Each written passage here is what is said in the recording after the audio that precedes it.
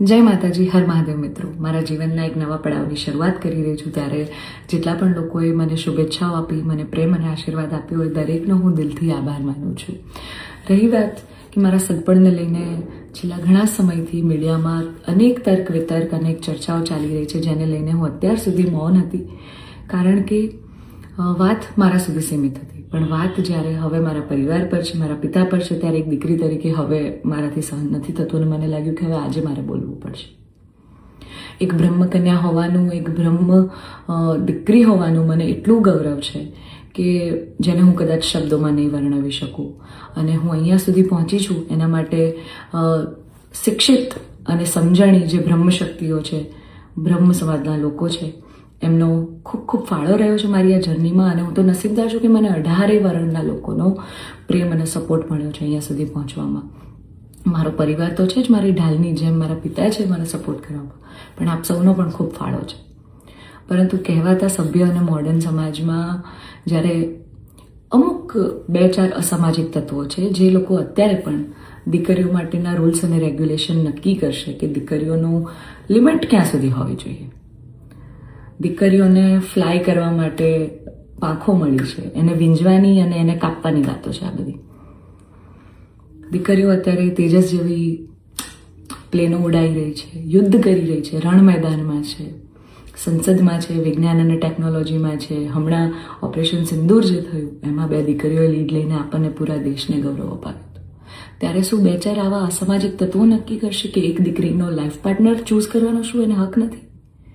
હું બહુ નસીબદાર છું કે મને એવો પરિવારને, એવા પિતા મળ્યા છે જે મારી ખુશીમાં ખુશ થાય છે અને મારા નિર્ણયને જે મેં હરખે વધાવી લીધો છે. કારણ કે ઓફકોર્સ હું એક એવા પરિવારમાં જઈ રહી છું કે જે આખો ભક્તિમય પરિવાર છે.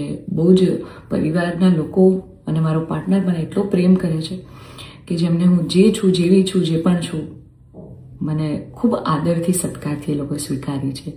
રાત દિવસ જ્યાં ગાયત્રી મંત્ર, નવકાર મંત્રના જાપ થાય છે, આવા પરિવારમાં હું જઈ રહી છું. મને ખૂબ જ ગૌરવ છે. એટલે હું તમામ બ્રહ્મશક્તિઓ, સમજણી અને શિક્ષિત જે લોકો છે, બાકીના લોકોના મગજમાં નહીં ઉતરે કદાચ આ વાત, પણ જે લોકો શિક્ષિત છે, સમજુ છે, એ લોકોને હું નમ્ર વિનંતી કરું છું કે આવા 2-4 જે અસામાજિક તત્વો છે ને, કે જે દીકરીઓની પાંખોને કાપવાની વાતો કરી રહ્યા છે, પ્લીઝ એને સમાજમાંથી દૂર કરો, નકર આપણો સમાજ ક્યાંયનો નહીં રહે. તમે દીકરીઓનું સારું જ કરવા માંગતા હોય ને તો દીકરીઓના શિક્ષણ માટે વાત કરો. નાની નાની દીકરીઓ પર જે બળાત્કાર થઈ રહ્યા છે એના માટે વાત કરો.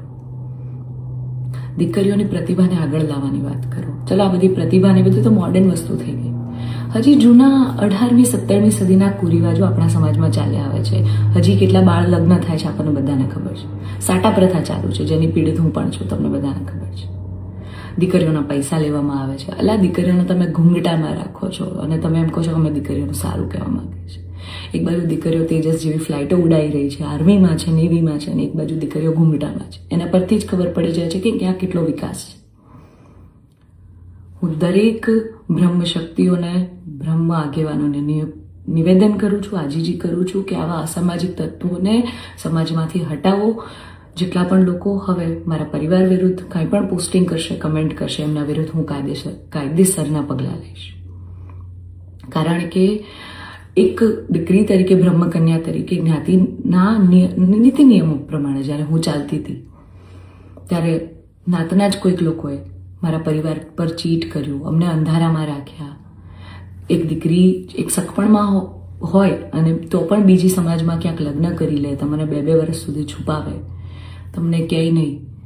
તો જ્યારે આ આફત આવી ત્યારે મેં નક્કી કર્યું કે ભાઈ હું આ રિલેશનમાં નહીં રહું. મેં મારા પરિવાર માટે સ્ટેન્ડ લીધું. અને કોઈ છોકરાને શું, જ્યારે પરિવાર માટે અને મારા પિતા પર જ્યારે વાત આવશે ને ત્યારે હું ભગવાનને પણ છોડવાની તાકાત ધરાવું છું. એ દીકરી છું હું, બરાબર છે? એટલે આપ સૌને નમ્ર વિનંતી છે કે જેમ દેશની દરેક દીકરીઓ પોતાના જીવનની શરૂઆત કરે છે, એમ મેં પણ એક શરૂઆત કરી છે. આને પહેલાં તો કોઈ વિશેષ મોટો મુદ્દો બનાવવાની જરૂર નથી. અને આવા જે અસામાજિક તત્વો છે કે આમ કરશું, નાત બાર કરશું, અરે ભાઈ, તમને 5,000માં કોઈ પગાર પર નોકરી રાખવા તૈયાર નથી. તમે તમારા ઘરનું અને તમારું સંભાળો પહેલાં તો. અને આવા અસામાજિક તત્વોને, તમામ બ્રહ્મશક્તિઓને, શિક્ષિત અને સમજણા જેટલા લોકો છે એમને મારી વિનંતી છે કે આવા સામાજિક તત્વોને તમે દૂર કરો સમાજમાંથી, જેથી દીકરીઓ ડરે નહીં અને એમની પ્રતિભા આગળ આવે અને સમાજનો વિકાસ થાય. જય માતાજી, હર મહાદેવ.